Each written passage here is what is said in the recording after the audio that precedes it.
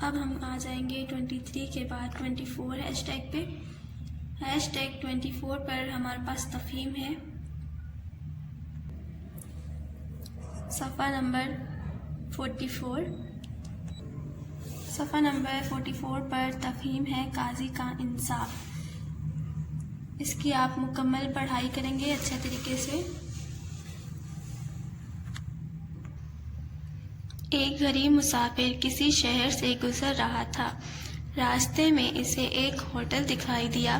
مسافر کا دل چاہا کہ وہ وہاں کھانا کھائے، لیکن کھانے کے پیسے کہاں سے دیتا؟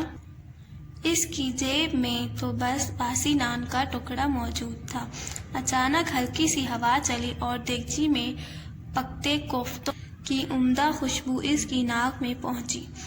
اس نے جیب سے نان کا ٹکڑا نکال کر خوشبو کی طرح بڑھایا اور خوشبو سے چھو کر اسے کھانے لگا۔ ہوٹل کے مالک نے دیکھا تو وہ چلایا، تم میرے کوفتوں کی خوشبو چرا کر اس کے مزے لے رہے تھے، چلو اب ان کی قیمت ادا کرو۔ مسافر نے کہا، میرے پاس تو ایک پیسہ بھی نہیں ہے جو میں تمہیں دوں۔ ہوٹل کا مالک مسافر کو پکڑ کر قاضی کے پاس لے گیا۔ قاضی نے پوری بات سنی اور کچھ دیر سوچتے رہے، پھر انہوں نے چند سکے نکال کر اپنی مٹھی میں بند کیے۔ وہ اپنی بند مٹھی ہوٹل کے مالک کے قریب لے گئے اور اس کے کان کے پاس ایک بار ہلا کر سکے چھنچھنائے اور بولے، لو میاں، اب تو خوش ہو، تمہارے پیسے تمہیں ادا ہو گئے۔ ہوٹل کا مالک غصے سے بولا، واہ بھئی، میرے پیسے کیسے مل گئے؟ مجھے تو ایک پیسہ بھی نہیں ملا۔